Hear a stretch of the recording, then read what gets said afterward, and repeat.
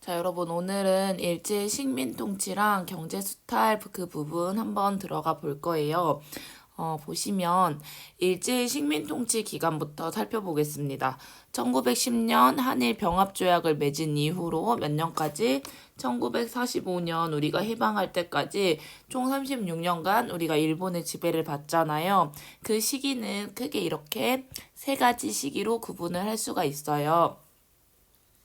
그래서 첫 번째가 1910년대, 두 번째가 1920년대, 그리고 1930년대 이후 상황이다. 여러분 이렇게 생각을 하시면 되겠고요.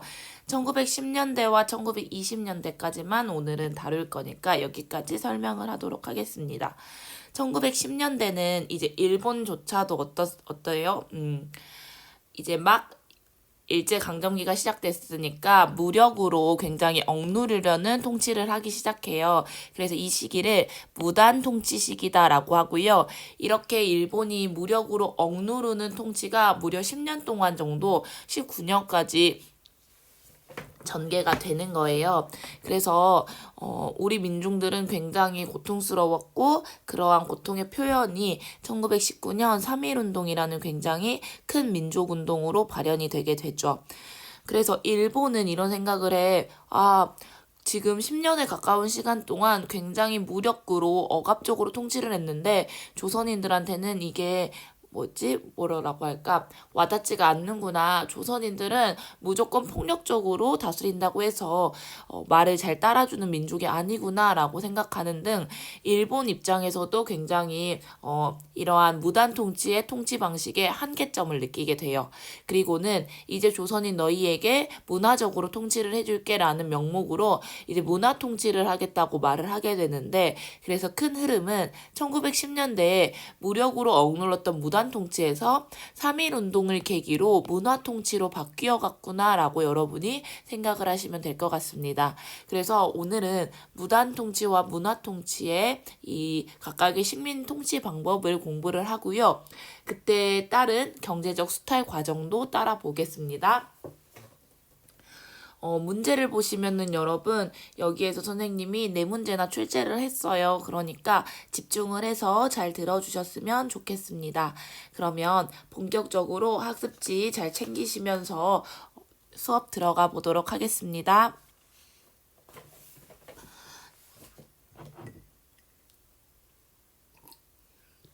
먼저 일제 식민 통치 중에 일제 식민 통치의 최고 기관 살펴볼 거예요.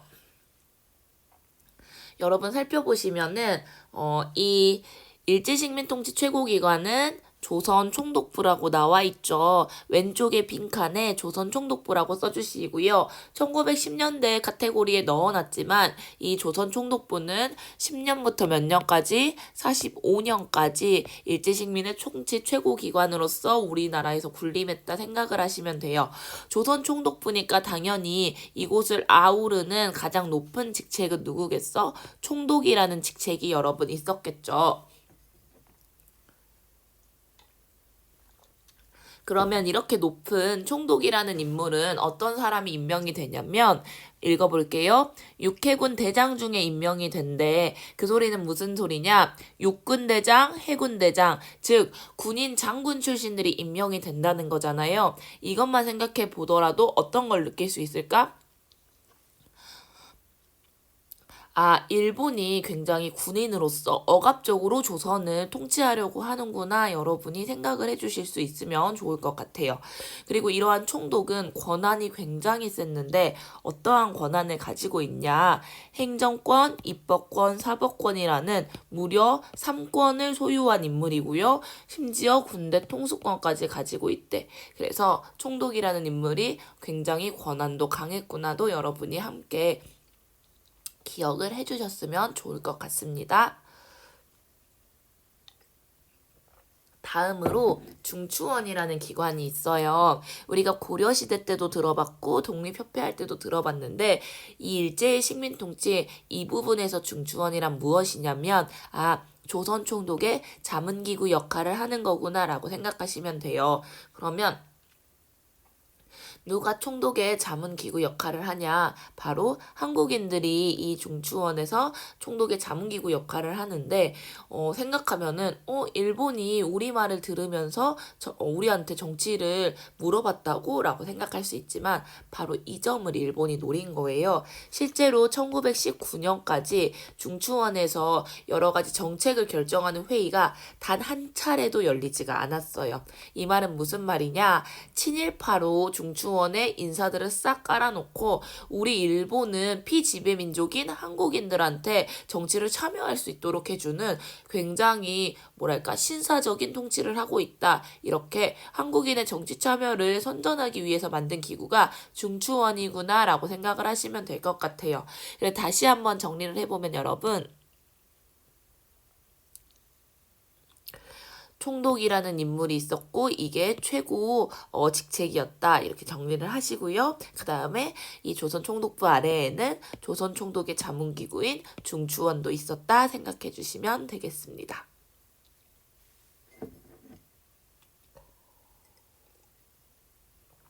그러면 이번에는 과연 얼마나 무력으로 우리 민족을 억압했길래 1910년의 통치를 무단 통치라고 하는지 살펴볼 거예요.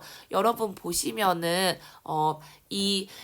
일단 무단 통치 시기의 대표적인 키워드가 바로 헌병경찰제라는 것을 들 수가 있어요.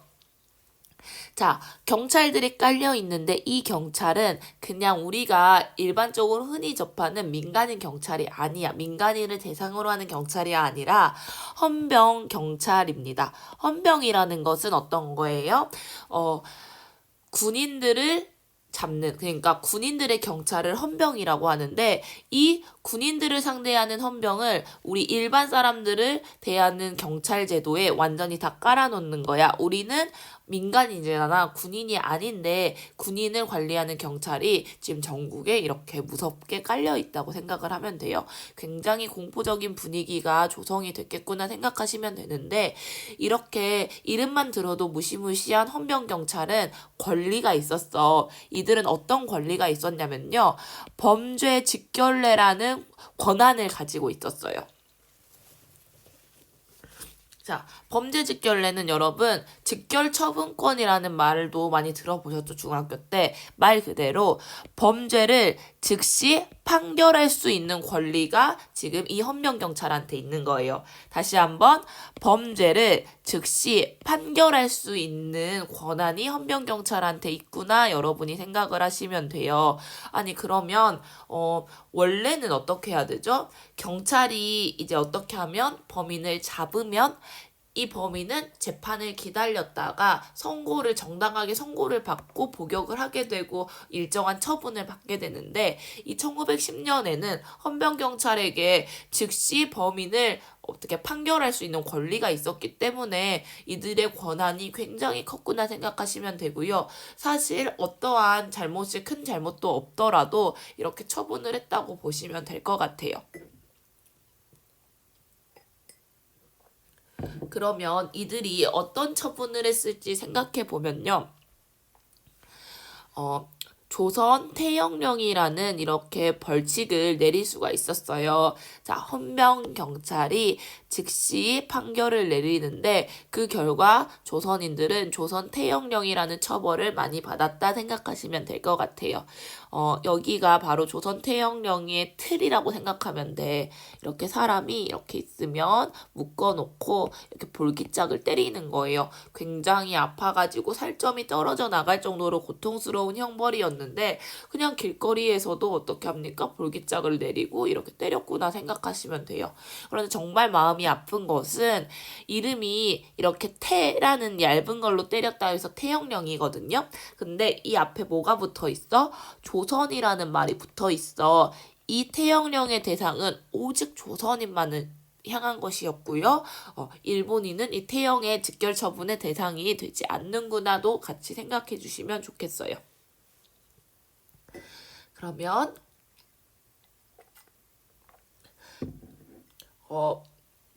학습지 보시면 헌병경찰제도 그리고 화살표 범죄직결례 있죠. 그 옆에 여러분이 조선태영령 빈칸 채워주시면 되고요. 이어서 가겠습니다. 두 번째로는 공포 분위기를 조성한 거예요. 여러분 중학교 때부터 많이 들어봤죠. 일반 관리나 교사들한테도 제복을 입히고 칼을 착용하게 했다. 그래서 만약에 떠들어. 그럼 어때? 이 칼 가지고 이렇게 칼집을 싱챙 이렇게 하기만 해도 얘들아 어때? 그 공포 분위기가 조성해서 샥 조용해지겠죠. 그리고 세 번째 보시면은 기본권이 제한돼요. 여러분 너무 잘 아시겠지만 언론, 출판, 집회, 결사의 자유를 일본이 박탈했습니다. 다음으로 1차 교육령이에요. 일본이 우리나라를 어떻게 교육했을지 첫 번째로 발표한 교육령이라고 해서 제1차 교육령 혹은 1차 조선교육령 이렇게 말을 하기도 합니다. 여러분 보시면은 첫 번째로는 고등교육이 부재한데요. 존재하지 않는다는 소리지. 고등교육이라는 거는 선생님이 잠깐 설명을 하면 우리가 교육은 초등교육, 중등교육, 그리고 고등교육 이렇게 나눌 수가 있어요. 자 보시면 초등교육은 말 그대로 초등학교화에 하는 교육이고요. 이 중등교육에 여러분의 교육과정도 포함이 되어 있어요. 중학교랑 고등학교 이 두 개가 포함되어 있고요. 그러면은 도대체 고등교육은 무엇이냐? 고등교육이 바로 대학교육이다 생각을 하시면 돼요. 그러면 1차 교육령에 따라서 우리나라 조선인들은 무엇이 없어? 고등교육을 받지 못하고 있으니까 한국인들은 대학에 가지 못했겠구나 생각을 하시면 되고요. 왜 대학을 가지 못하게 하겠어? 대학에 가서 똑똑해지면 당연히 일본의 식민 지배가 잘못됐다는 걸 깨닫고 일본이 우리를 통치하는데 방해가 될 테니까 이런 것을 시키지 않았겠구나 생각하시면 돼요. 그리고 보통교육이 바로 여러분 뭐야? 보통교육이 초등학교 교육을 말을 해요. 초등학교 교육을 일본인들은 6년을 받았거든요. 근데 우리나라 사람들은 4년밖에 못 받게 한 거야. 그래서 굉장히 교육을 안 시켰구나 생각하시면 되고 교육의 중점적인 사항은 뭐였어? 실업교육이에요. 예를 들면 일을 할 수 있는 방법이라든지 계산을 할 수 있는 방법이라든지 그냥 손쉽게 부릴 수 있을 정도 그 일꾼 정도의 교육을 시켰구나 생각을 하시면 되고요. 굉장히 우리나라 사람들을 고등학교 교육이 아니라 일반적인 쉬운 교육만 받게 하는 그래서 우리나라 사람들을 조금 멍청하게 만들려는 교육을 하고요. 이 교육을 어리석을 우자에 백성민자 써서 우리를 어리석은 민족으로 만들려고 한다. 우민화 교육이라고 한다. 정리하시면 돼요.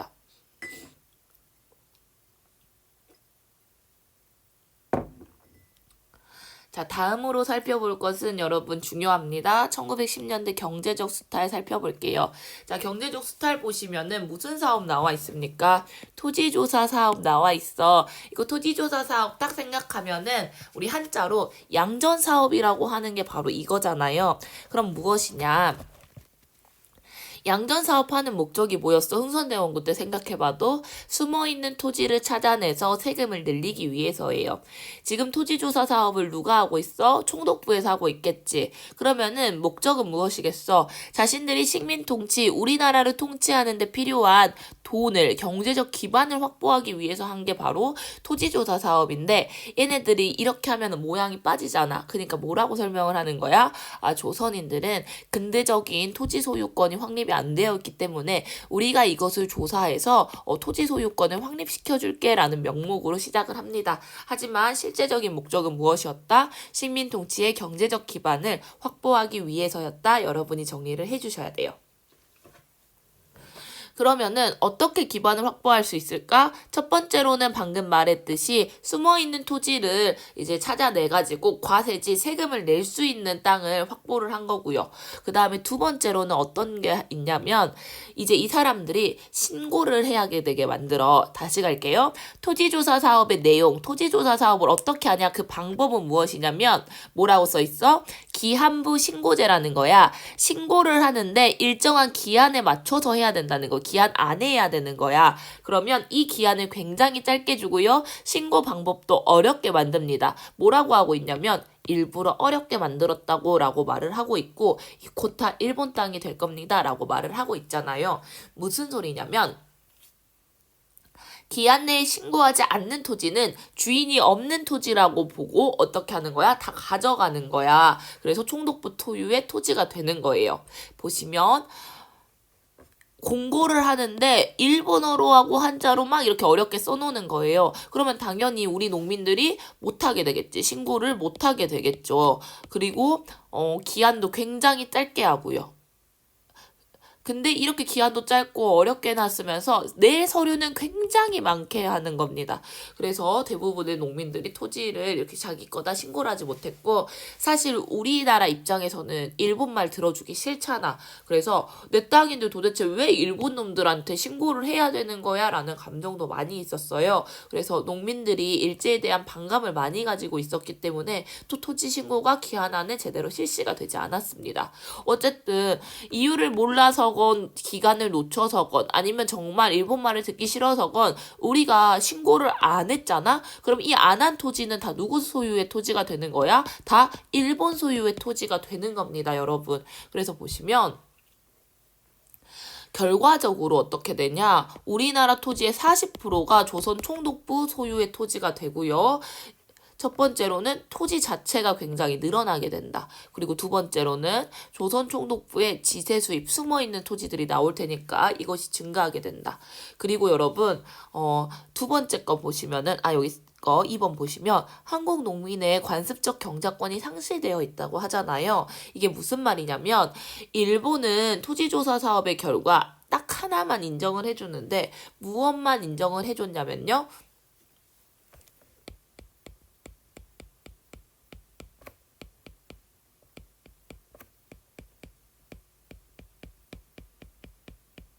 지주의 토지 소유권만 인정을 해줬어. 자, 토지 소유권은 여러분이 잘 알다시피 내가 땅 가진 주인이면은 이 토지 소유권을 갖는 거예요. 근데 원래 옛날에는 우리 전통사회, 뭐 예를 들면 조선시대 이런 시대에는 어떤 게 있었냐면 얘들아, 경작권이라는 것을 인정을 해줬었어요. 자, 경작권은 뭐냐면은 토지 소유권이 지주가 가지고 있는 권리라면 경작권은 소작인이 가지고 있는 권리야. 예를 들면 소작지가 있는데 바로 다음 해부터 지주가 너 농사 짓지 마 라고 하면 어떻게 될까요? 이 소작인은 먹고 살 길이 없게 되잖아. 그래서 우리 그 조상님들은 어떤 걸 인정을 해주는 거야? 만약에 내가 소작을 지었어. 그러면 내 아들들도 소작을 지을 수 있게 해주고 내 아들의 아들인 내 손자들도 이 땅에서 계속해서 경작하게 살 수 있는 그런 권리를 그냥 관습적으로 인정을 해줘 왔던 거예요. 이게 그래도 좀 인간적이잖아. 그런데 이제는 어떻게 되는 겁니까? 한국 농민들의 관습적 경작권, 소작인들의 관습적인 경작권을 인정해주지 않게 되고 이 소작인들은 계약이 끝나면 바로 앞으로 어떻게 해야 되지라는 신세에 놓이게 되는 거예요. 그래서 농민들의 처지는 더욱더 악화됐고 해외로 나가서 일하게 되고 이렇게 되겠죠. 자, 그 다음에 한 가지만 더 덧붙여 보자면은 그런데 이와 반면에 얘들아 어떻게 써?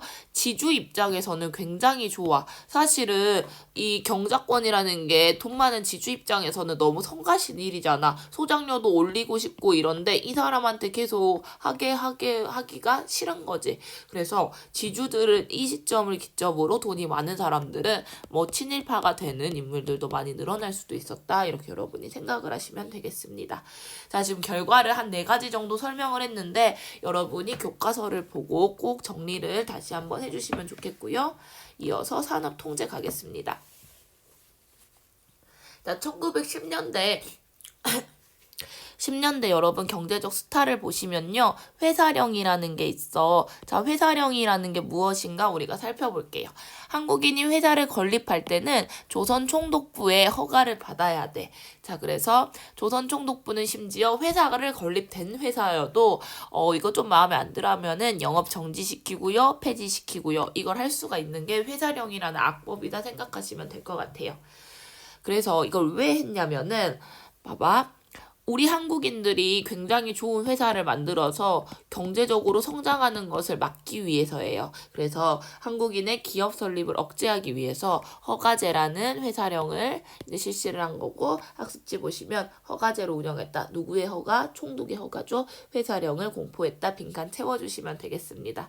그러니까 회사 세우려면 총독의 허가를 받아야 되는 제도가 회사령인데 조선인들, 한국인들한테 허가 내주기 싫으니까 회사 못 만들게 하려고 만든 법이구나 생각하시면 되고요. 일본은 어업령, 물고기 잡는 거죠. 산림령, 산에 관한 거고, 광업령, 광업에 관한 건데, 이러한 법률을 몇 년대에 만들어서 1910년대에 만들어가지고 굉장히 경제적으로 많은 수탈을 했구나 정리를 하시면 되겠습니다.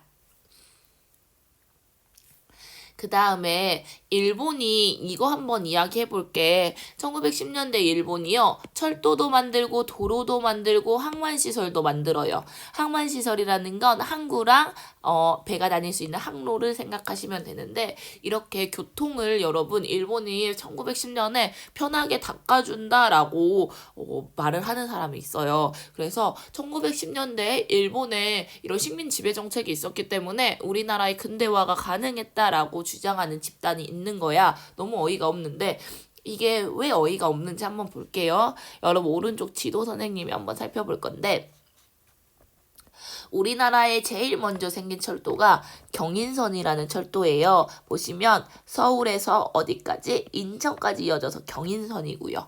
그 다음에 이어진 게 부산과 서울을 연결시켜주는 경부선. 그 다음에 선조가 피랑 갔던 의주랑